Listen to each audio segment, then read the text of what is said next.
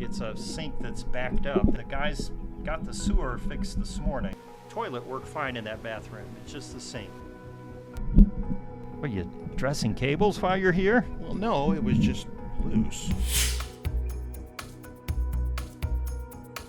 Welcome to Inside Look. I'm Jeff Lyons, joined by my old friend Marc Scott, best known. Of course, we were co-hosts for the really big show for Arc of Evansville, but you worked here at 14 News for many years, about 20 ago. Was that right? Least. Yeah. Well, I see. We got down here in 95. So I started late 95, early 96. Okay, so vintage. Vintage, We'll get into that in a minute. Sure. But I called you over because we wanted to vent about just life events that have happened. I'm dealing with plumbers. You're dealing with plumbers. Oh, yes. I mean, what are the odds that would happen on the day we were recording this podcast? I'm just all wet. I'll bet you are. Your basement flooded. Mine didn't flood, but they came and fixed a pipe this morning, and then I managed to break another one just before I came to do this. I was in a lousy mood when I walked in, and then you came in a sour mood. I literally got off the phone with the construction repair guys, and they gave us the estimate. Now, this is the estimate after the repair of the wetness and getting the water and out. you were part of the great Friday the 13th flood there on the north side of Evansville. Was it like 10 minutes, 8 inches? 4 inches of rain, something like that. Ridiculous. So anyway, but I'm glad you could be here on Inside Look. I am so happy to be here. I hope you feel better unburdening a little bit here. So I'm ready to vent. Yeah, so just for a little context, Marc and I worked together here at the station. Very creative. You were on the back end. You're director. Not that back end. Who are you talking to? No, I mean, I'm like, you're doing all this praise, and I'm looking for somebody else. Well, we've got folks in the Ted Haycraft wants to come back out and get in here too. But anyway, after you left and you raised your sons. I left in 2003. Yeah, and your wife, of course, an attorney here in town, so she was working. You were raising the kids. We kind of lost touch for a little while. And then you started working with me with the big show. We started writing together, trying to make people laugh, which is always a fraught. Sometimes it works, sometimes it doesn't. We'll find out after the launch of this episode. Exactly. And in the meantime, you've managed to stay hip. You've managed to stay current. You're very much of the zeitgeist. I mean, you always know. And current. You always know what the hell's going on in the I'm world. For somebody else, you keep mentioning this great person. So that's why I brought you on, because I want to know kind of the state of the world. What's going on? I kind of feel like right now, with all this build-up introduction, I feel like I'm on the Tonight Show, and I'm the potato chip lady, the old lady who comes in with the Nixon chip, and you're just trying to tread water to get to Jim Fowler and Burt Reynolds and throw some pies. But see, here's the thing about you. Now, you can make that reference, and of course, I know it from the Tonight Show, but the kids have no idea what you're talking about. But you can flip it, and now you're talking to the kids, and you're hip, you're with it. The kids. I mean, you can still rap with them. I can rap. That up. Would you like for me to rap? I can beatbox too. That would be wonderful. Sure. So, what have you been doing with yourself since we did our last really big show in 2020? I guess it was 2023. 2023. Yep. And they decided to do some other fundraising. So we'll get back to that part of it in a minute. But you've been busy. You have your own podcast now. We do. My family and I. Gosh, just a little over a year and a half now. We just dropped episode 37. Our little podcast, little dog and pony show is called Mickey, Marvel, and More. Yep. It's all about Disney-related items, theme parks, Star Wars, Marvel, anything under the Disney umbrella. The whole idea started, my family and I, particularly my wife and my oldest son, Zachary, we would sit around the table and just vent and talk about all of this stuff. And I'm like, if there was a microphone in this room, maybe somebody would find this interesting. Right. And at least 100 listeners have found it interesting. I've been kind of plus one guy in Poland. I know we had that guy in Poland too. I think he might be a bot, but anyway. Oh, I'm sure it's a bot. So when we started to launch this one, I thought, well, who could I ask that would know something about podcast? Of course, you already had one. That's the thing about you. You're always an early adopter and like the next 2 or 3 iterations ahead of where most of the world is. Well, to be fair, it was all about, I saw this really cool equipment. And I'm like, boy, if I had those mics and that mixer, all the things that I could do, what could I do? So then I had to come up with an idea to justify the purchase of the equipment. Always a gearhead. However, the idea is genuine. Yeah. The idea for Mickey, Marvel, and More is genuine, and we've got some pretty avid listeners. But you have a lot of production value in your podcast. In fact, when I listened to it, I was a little intimidated because I thought, I'm going to have to do all that stuff. You have little music stings and you know, kind of a tease ahead like it's planned. It is mostly planned. And you have sound bites with people and interviews and all of that. And I said, all I really need is just a backdrop and another mic and somebody to come in and talk each week. So well, that just shows your ability and talent. I need to have the bells and whistles, and mine has to be audio only because face for radio. Right. Well, we're a TV station here. So anyway, well, what do you think of the experience of the podcast? Does it make you feel more connected to people at large, or has it created a community for you? Or well, I mean, there are a lot of people that listen, mostly people that I know, a few that I don't. And I get a lot of feedback and we get a lot of interaction with people, but really it comes down to sort of a creative outlet. I like to be able to create things once in a while, and I guess I was missing that since the loss of the Big Show. Well, I know. I've been licking my wounds all this time with absolutely nothing to do with my spare time. Well, we did about 7 shows together. Well, I think, counted it up. It was 9. It was 9. Okay. I co-wrote one, and then we co-wrote and hosted the rest of them together. So for people that don't remember, don't know, Arc of Evansville is an agency, a nonprofit here in town, and they provide services for individuals with disability. My son's a client, and I've been involved with their board for many years. And they started a variety show as a fundraiser back in 2003. And the idea was kind of, again, old reference, Ed Sullivan show, but it was going to be variety on stage. And you know, it was one of those $1,000 a table things, and you got clients and everybody or sponsors. And so I did it alone. Wrote the thing, and I had others that helped me write. For the first few years, you had to wear the makeup. And had to wear the makeup. You were doing the Ed Sullivan. Oh boy, like it was the Will Jordan version of Ed Sullivan. And it was actually an impersonation of somebody doing an impersonation of Ed Sullivan. Yeah, it was very meta, right? It's a Russian nesting doll of impressions. Exactly. So anyway, but you know, you can only do Ed Sullivan so many times, and then we branched out. We started doing different themes. And I think that's where you came in. We were doing. Were you in on the game show theme? I think maybe you came in then, or the award show. The first one that I helped was the award show. Okay, so it was after that. And I thought at the time, this is around 2010, I suppose, or 2012, Boy, somewhere. Does it seem that long ago? Yeah, it does. It really does. And I thought, you know, Mark's just sitting there folding socks here while his kids are at school because they were a little older. My wife, only if I was folding socks. I thought maybe this would be a good creative outlet. Turned out it was, but it was fun. It was fun. We would come up with these ideas. It was for a great cause, and it was a good creative outlet. Yeah. You know, I love to show off, so I had that going for me. Yeah, and getting out on stage, and it was a little scary, you know, because we'd write this stuff, and we always thought it was a hoot. Well, and sometimes you get on stage and, you know, crickets. And well, that's the danger with writing anything that is comedy related.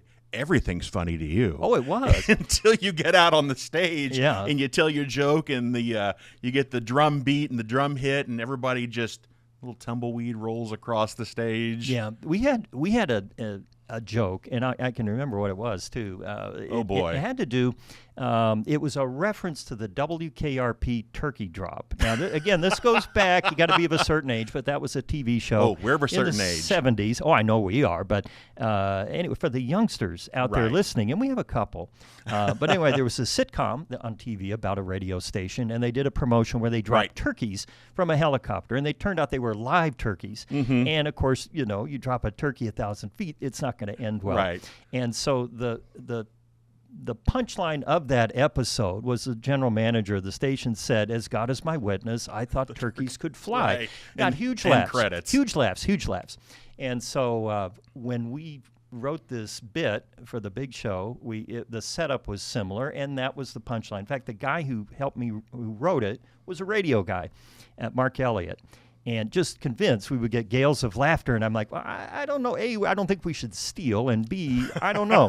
Oh, no. Is it really stealing? Right. Well, I don't know. It's TV. So anyway, we got out there. And I mean, it was the longest, quietest, it just happened. You know, it was like blah, blah, blah, blah. Is there anything worse? There is not a worse feeling in the world. And you could kind of feel your heart in your throat, you know, and you're like, okay.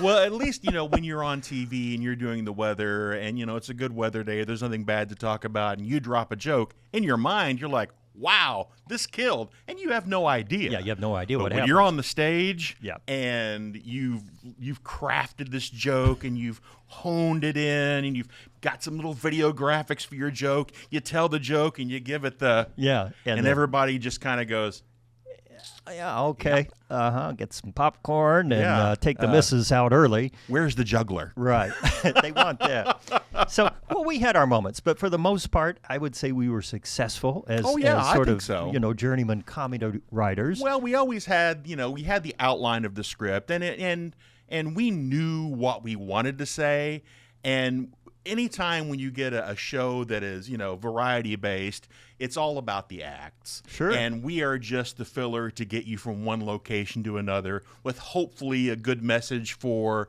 you know, the arc, and hopefully a couple of funny jokes along the way.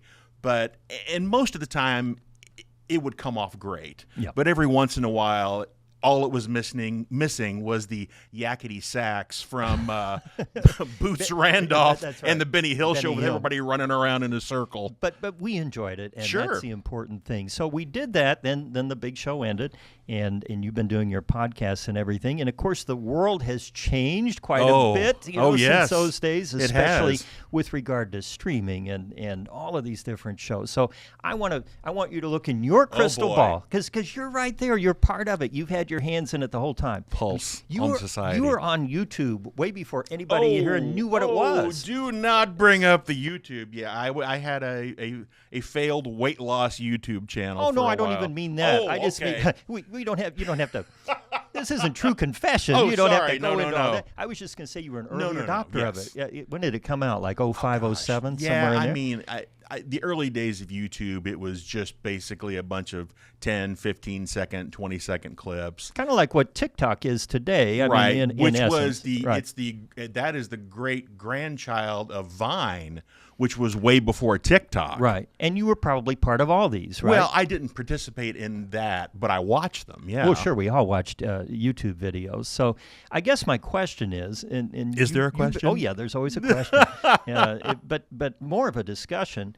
Where do you think it's going? Like, in other words, sooner or later, everybody's going to have a show, right? It's like, well, why are we doing Well, Inside it's clearly Look? proof if I have a show. Well, no. Then I got a show. You got one first. Then I got mine here with Inside Look. Yeah, but the difference is people watch your show. Well, they might watch my show. And of course, we're trying to help everybody else, you know, with their shows. And hopefully they'll watch this show and I don't end up your Ted McGinley and this is the end of the podcast. No, it won't be. It won't be.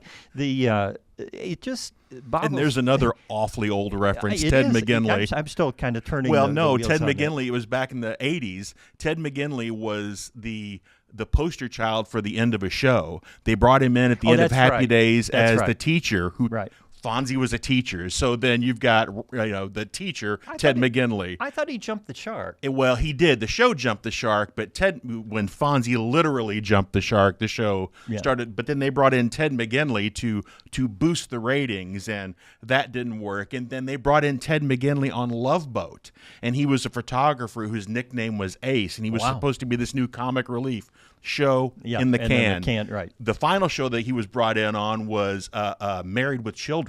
He was brought in as a replacement for the neighbor husband, Jefferson Darcy.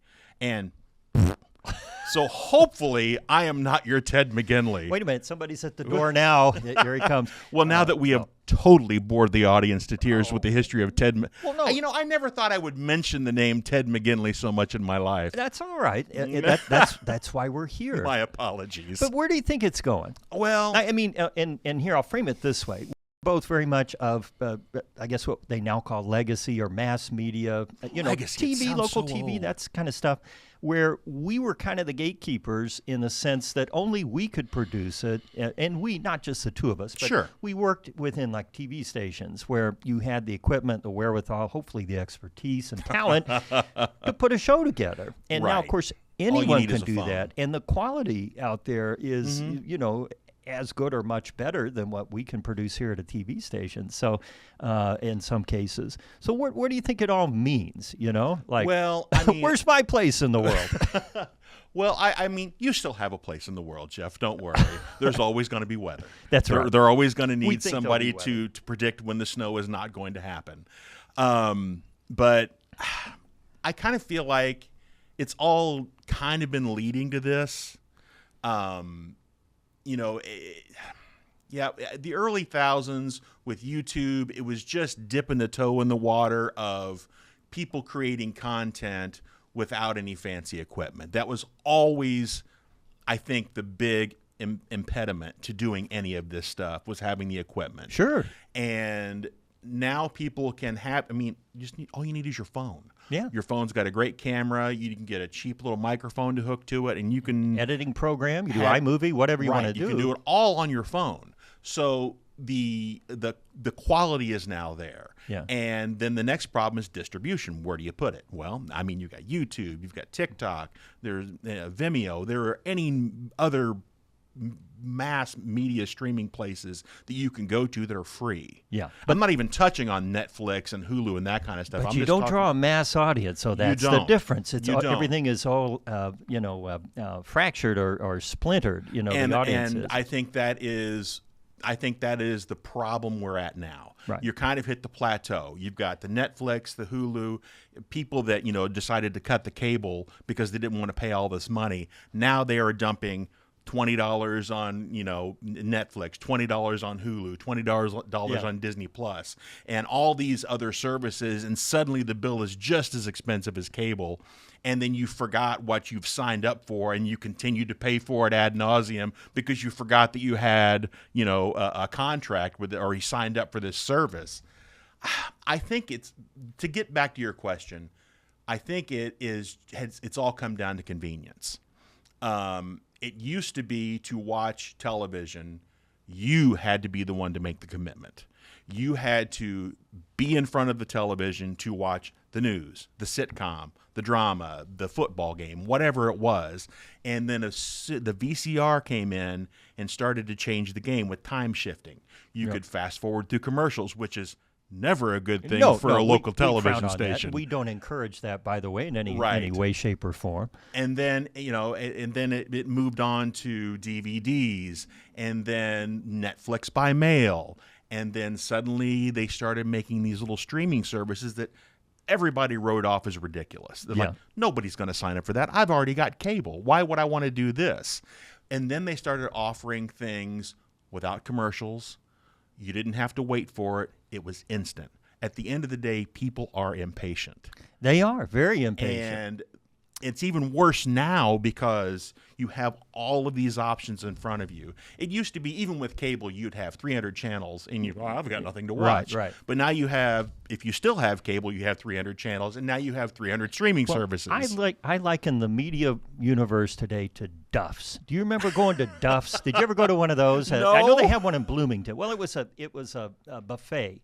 Oh, that's right, Duff's buffet. The twist on Duff's was, now normally a buffet, you have to at least exert a little effort, right? You have to go up and you slide your tray and walk down, and you get the lima beans and the stewed tomatoes and all that. But Duff's, if you'll recall, you went into a little, they had like stalls, a little place, and the food went by you. It was like a chute. It was, so they served it to you, on a conveyor belt. Right. It's pretty disgusting when you think about it. So most buffets are. It kind of forced the issue, kind of like what the algorithms do with your social media feed. What you see. If you like this pie, you'll definitely like this pie. But I keep getting fed. Maybe you too. Now that you've aged a little bit more, I keep getting these posts. I drank out of a hose. I didn't have a seatbelt. I stayed out till the street light. And it's like, I don't care what you did. Yeah, I drank out of a hose too. So what? I mean, we're still stuck here in 2025. And let's be honest, hose water was awful. Yeah, it was. Especially the first gulp, because it was usually 1,000 degrees. Yes, and it could burn you. But somehow rather, of course, the phone's listening in. It sees what I've yeah. searched, Ben Gay and, Oh, Asper that cream is the and worst. right. You go on, you have done, well, for example, we've been dealing with this flooded basement. Sure. So I've done a lot of research about things you can do yourself to help flood-proof your home. So now I'm getting all of these ads on Facebook, on X, all these services of saying, well, this guy, he likes to look up flooding information. I bet he would really love this product, and it's just over and over and over. Now, see, I figured you would have, outfoxed them and used like an incognito browser. You can or do something. that. You can well, go I know in, you can, but it's a lot of effort, and people are lazy. Well, that's what it all comes back to. It's a Duff's principle. Duff's. But back to the original question. Yes. So we're kind of. Do you think it's coming to a head now, or do you think it's already come to a head, and the audience is now fragmented, and it's every man and woman, everyone for themselves? I think it has, in a sense, already come to a head. So there's no chance of a massed audience other than like the Super Bowl or I a think moon that- landing if we ever do that again, something like that. Right. And some people don't even think we did that if you watch enough of the internet. That's true. We're going to talk conspiracy theories next visit, okay?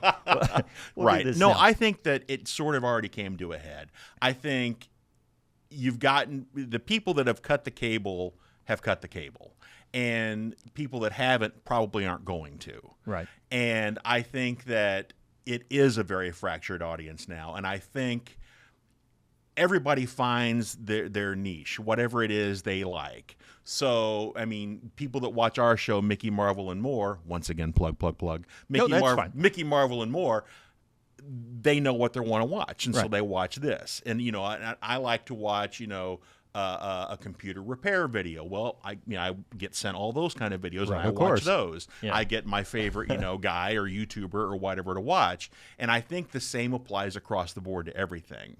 I think there's a certain audience that is always going to want to watch regular television.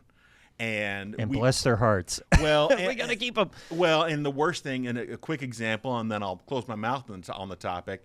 My wife's parents recently had their cable canceled. The cable left the city, so they were forced to go to streaming. Right. The cable company now just offers a pipe with the internet, And then it's up to you. and then it's up to you to find the content. And they brought all these people together, and this community it's an older community, and so it's mostly older people. And they told them you have to pick one of these services, and it's so rough to explain this to somebody that has no concept.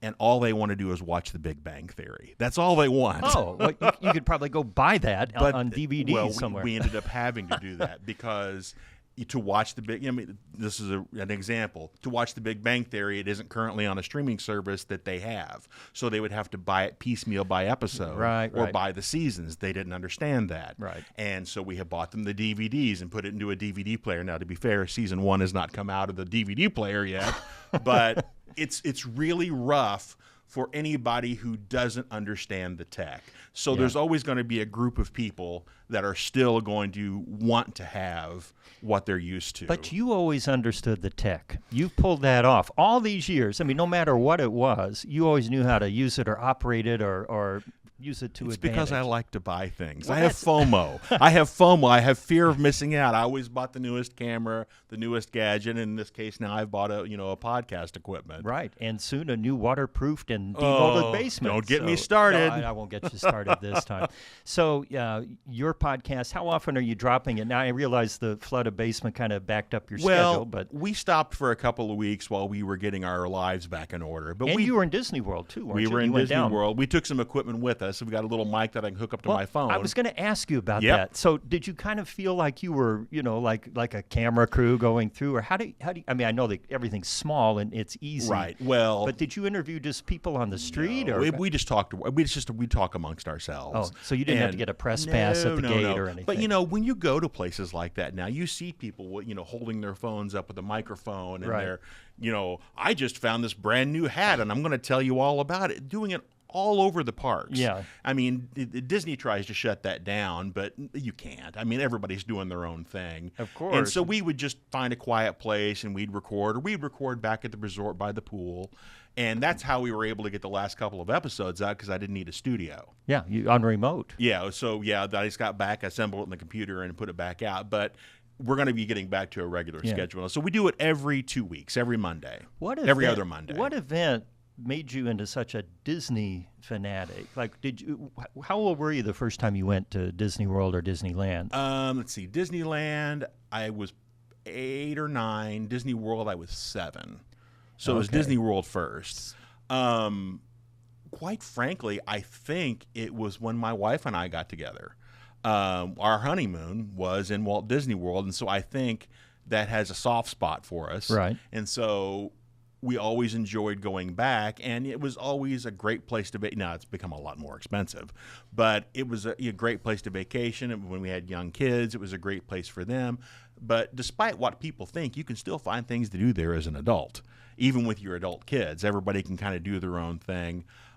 Disney as a company, I mean, that just kind of generically happened because I was OG Star Wars in '77. Right. I was 7 years old when the first, not to date you too bad here. No, I remember Star Wars when it came out. I was 13. I saw it up on the silver screen. That's right. No, I was 7 when it came out. Perfect age. I was a 7-year-old boy, so I've been Star Wars ever since day one.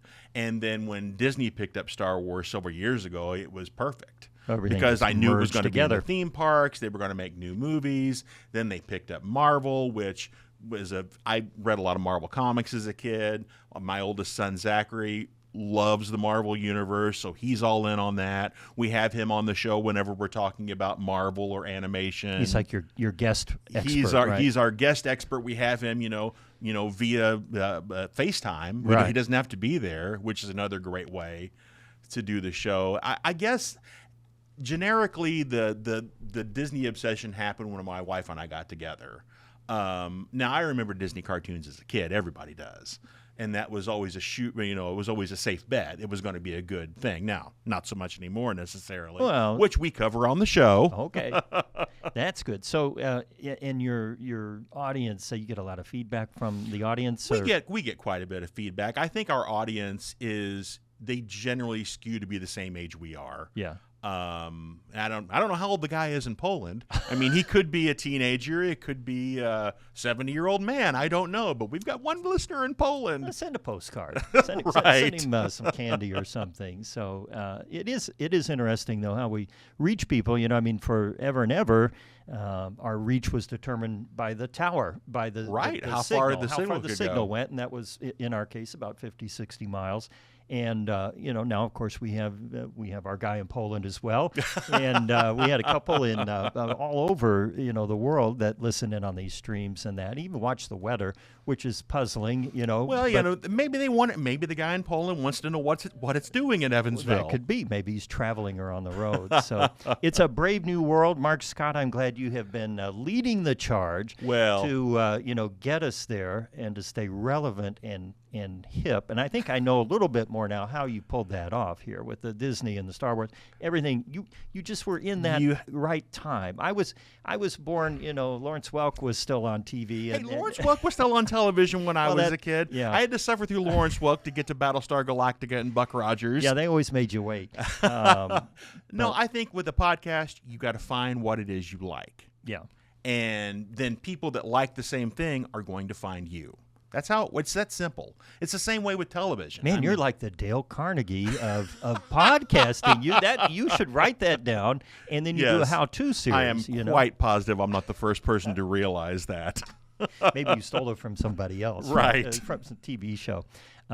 So anyway, well, I hope your basement gets dried out. Oh, me too. It's dry now. We're just waiting for it to get repaired. I want you to come back, and we will riff on conspiracy theories on the internet. I'll give you some time to do a little research on that, okay? Okay. All right. In the meantime, thanks for coming out here. Yeah, we're going to do the handshake. We do. Well, for those who can't see it, we're shaking hands now. Right. And I'll put my arm around you, and wish everyone A happy holiday. Thanks, Mark Scott, for coming out here. This has been Inside Look. I'm Jeff Lyons. You can listen to us wherever you get your podcasts, or you can watch on the 14 News YouTube channel. Thanks for watching and joining us on Inside Look.